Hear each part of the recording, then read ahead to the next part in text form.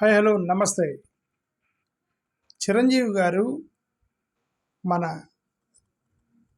మన చిరంజీవి గారు ఆయనేమో ప్రసంగం ఇస్తూ పక్క రాష్ట్రం అన్నాడు. ఒకసారి వినండి ఆయన ఏమన్నాడు. ఉందనుకుంటున్నాను కాబట్టి సినిమా వాళ్ళకి అతి దగ్గరగా ఉన్నటువంటి ముఖ్యమంత్రి గారు నారా చంద్రబాబు నాయుడు గారు ఆయన కూడా దీన్ని ఇన్స్పిరేషన్ గా తీసుకుని మరింత ప్రోత్సహిస్తే గనక మీరు ఇచ్చే ఉత్సాహంతో ఎంతో మంది యంగ్స్టర్స్ ఈ రోజున మరిన్ని సినిమాలు చేస్తారు. ఆ సినిమా రెవెన్యూ కూడా మనకి కంట్రిబ్యూట్ అవుతుంది మన స్టేట్ ఎకానమీకి. అది కూడా ఒక ఆలోచన పెట్టవలసిందిగా వినమ్రంగా ఈ వేదిక నుంచి వారిని విన్నవించుకుంటున్నాను. అలాగే మన ఈ కార్యక్రమం ఈ అసందర్భం తెలియదు కానీ మన పక్క రాష్ట్రం అయినటువంటి మరో తెలుగు రాష్ట్రం అది ఆయన అదేంటి మన పక్క రాష్ట్రమైన మరో తెలుగు రాష్ట్రం పక్క రాష్ట్రమా? చిరంజీవి గారు ఆంధ్రప్రదేశ్ని పక్క రాష్ట్రం అన్నారు. అంటే చిరంజీవి గారు 2009లో కొన్ని ప్రశ్నలు వేసిన చిరంజీవి గారికి. 2009లో మీరు పొలిటికల్ పార్టీ పెట్టినప్పుడు మీకు 18 సీట్లు వచ్చినాయి. ఏ రాష్ట్రంలో వచ్చినాయి 18 సీట్లు? ఎవరు ఓటేస్తే వచ్చే 18 సీట్లు? ఏ రాష్ట్రంలో నీకు ఓటేస్తే 18 సీట్లు వచ్చినాయి? నేను చెప్పిన 18లో 16 సీట్లు ఆంధ్రలో వచ్చినాయి, 2 సీట్లు తెలంగాణలో వచ్చినాయి ఆయనకి. ఏది అప్పుడు స్టేట్ డివైడ్ కాల, కంబైన్డ్ స్టేట్. డివిజన్ ఇప్పుడు పెడితే 0 వచ్చిండేవి. డివైడ్ అప్పటికి రాష్ట్రానికి డివైడ్ అయి ఉంటే 0 సీట్లు వచ్చి ఉండేవి ఆయనకి తెలంగాణలో.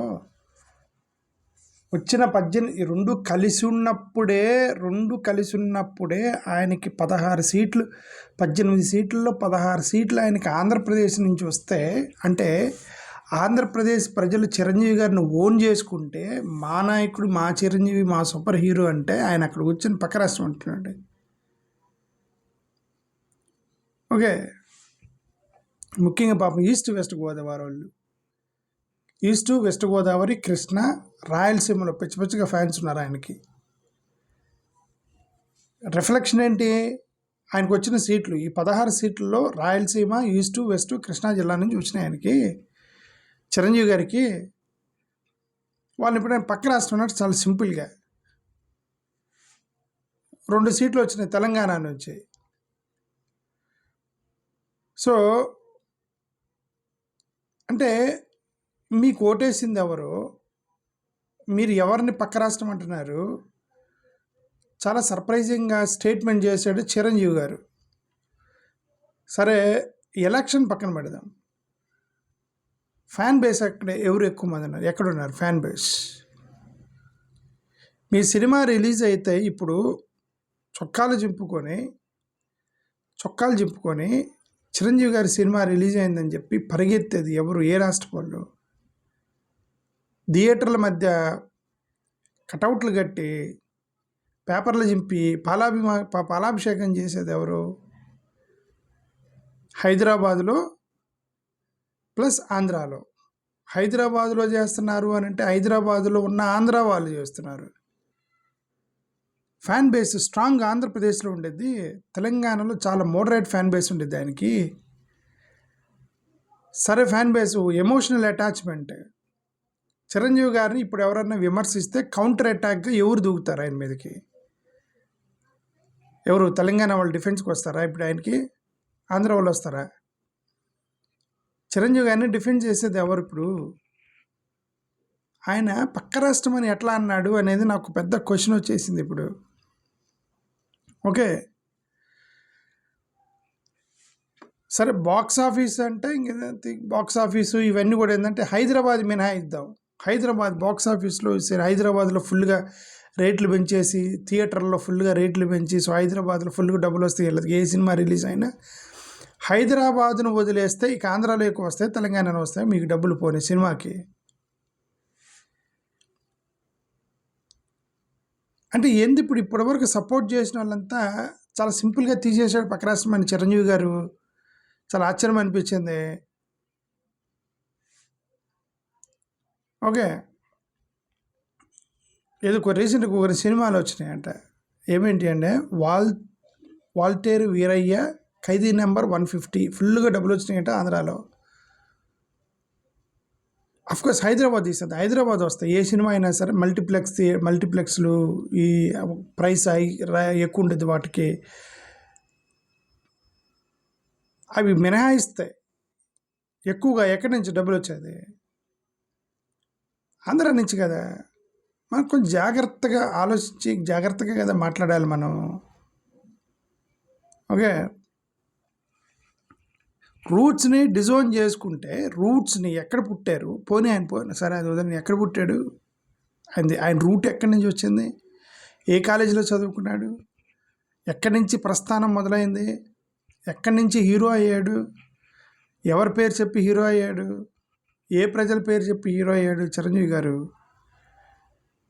పక్క రాష్ట్రం అని చాలా సింపుల్గానే వేసాడు ఆంధ్రప్రదేశ్ని. ఓకే, బర్త్ ప్లేస్ నుంచి ఎమోషనల్గా డిటాచ్ అవుతాయి. బర్త్ ప్లేస్ నుంచి ఎమోషనల్గా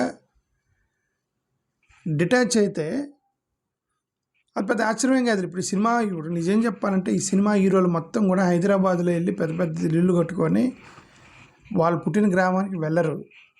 వాళ్ళు పుట్టిన గ్రామంలో పెద్దగా చేసింది ఏం లేదు. ఓకే,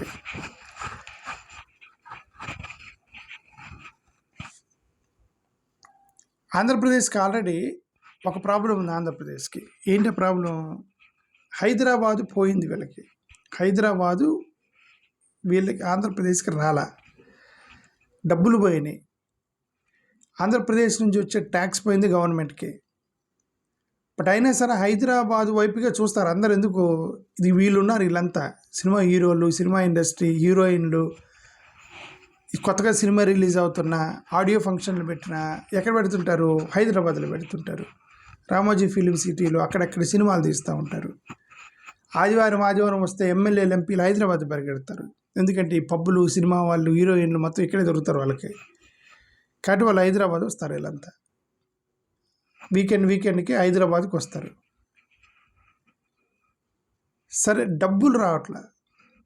ఎమోషనల్ అటాచ్మెంట్ని కూడా మీరు అంత సింపుల్గా డిస్కనెక్ట్ చేయకూడదు. ఫ్యాన్స్ని హర్ట్ చేయకూడదు. ప్రజారాజ్యం పార్టీ ఎక్కడ ఓపెన్ చేశాడు చిరంజీవి గారు? ఫస్ట్ ప్రజారాజ్యం పార్టీని అనౌన్స్ చేసింది అక్కడ తెలంగాణలోనా, పక్క రాష్ట్రంలోనా? ప్రజారాజ్యం పార్టీ ఎక్కడ బహిరంగ సభ పెట్టింది? పక్క రాష్ట్రంలో పెట్టాడు. ఓకే, సరే, అది ఇంక మనం అల్టిమేట్గా ఎంతైనా మనం చెప్పేది ఏంటంటే అంత సింపుల్గా పక్క రాష్ట్రం అని అనేయకూడదు. ఎందుకంటే ఆ పక్క రాష్ట్రమే ఈయన ప్రజారాజ్యం పార్టీ పెట్టింది. పక్క రాష్ట్రమే ఆ పక్క రాష్ట్రంలోనే 16 సీట్లు వచ్చినాయి. ఆ పక్క రాష్ట్రంలోనే ఇప్పుడు వాళ్ళ తమ్ముడు జనసేన పార్టీ పెట్టి ఆ పక్క రాష్ట్రంలో 20 సీట్లు గెలిచాడు. ఆ పక్క రాష్ట్రంలోనే ఇప్పుడు ఆయన డిప్యూటీ చీఫ్ మినిస్టర్ అయ్యాడు. ఆ పక్క రాష్ట్రంలోనే అక్కడ ఇవన్నీ రాజకీయాలన్నీ చేస్తూ ఉన్నాడు వాళ్ళ తమ్ముడు. ఓకే, వాళ్ళ తమ్ముళ్ళు ఇద్దరు ఇప్పుడు ఆ పక్క రాష్ట్రంలో తిరుగుతున్నారు. అదే సంగతి, పక్క రాష్ట్రం సంగతి అది. థ్యాంక్ యూ, నమస్కారం.